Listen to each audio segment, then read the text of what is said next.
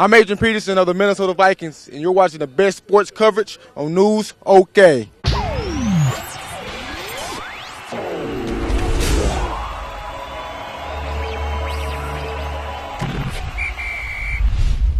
Coach, how big is this game for Landry Jones to bounce back off the Nebraska game and have a good road performance?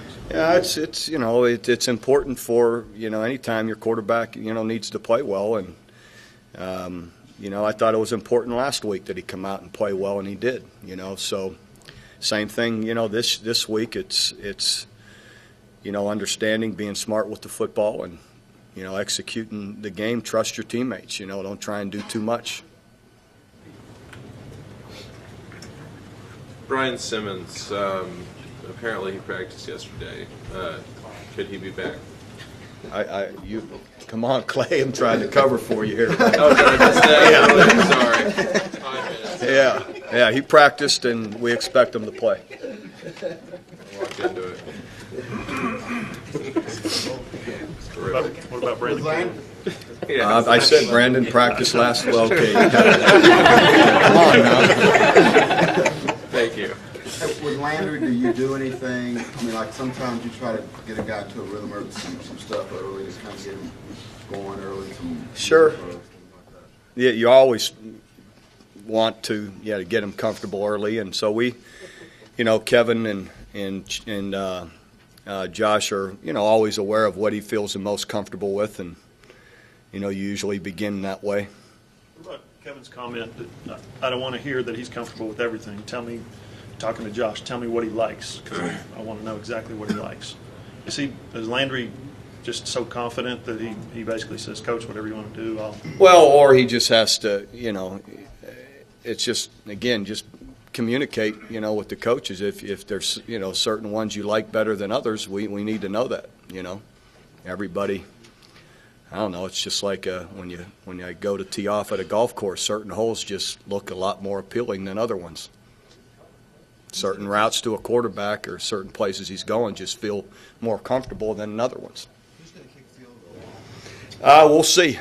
Again, ongoing battle here through the week, and Patty O'Hara looked pretty good there towards the end, and we'll see if he can maintain consistency here through the week. And So he made the travel squad? oh, he's traveled all year. I've always had him ready for real long ones. He's got a really strong leg. He's just occasionally loses control of it at practice, but but he's been more and more consistent, and I like what he did the other night. How did it look yesterday? He looked good yesterday. Let me ask you, does it really matter what they do in practice? Well, that's because what they do in a game. That's why I put him in the other day as well. Maybe some guys can be inconsistent in practice, but they get in the game and their money, and consistent there. So that's what we have to see. These other guys have been very consistent practicing, but in the games, we've been okay. But you miss one, in our situation through the year, that it's been a factor. If it could have, in several cases, it makes a difference. Do you do things like, like in basketball, if you're playing, if you shoot free throws, you make them, you don't run, miss, the team runs. Do that kind of stuff in practice with them? We have a time or two, but I have a hard time getting Smitty to say, yeah, we don't need to run because he made a field goal, Maybe run more. Yeah, we've done that a time or two in preseason and all, but Coach, in pro, some of the announcers, pro games as well as college, are talking about the trend of trying to bust somebody rather than grabbing over the legs and tackle, like the old days.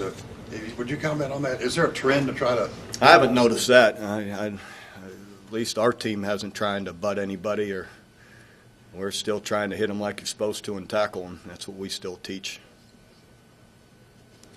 Did you watch the Colts and the Patriots Sunday night? I watched part of it. The fourth quarter? Nope, but I just saw replays of it. What did you think of Belichick's decision? I thought it was a very legitimate call. And I guess only us who have to make that call understand it. But I thought, and that wouldn't be the case maybe if he doesn't have Tom Brady. But with Tom Brady there, and opportunity to pick up 2 yards. And they, you know what? And they had it picked up for a minute until they double clutched the ball, and that's the way it goes. So I thought it was definitely. I didn't understand what all the controversy was about.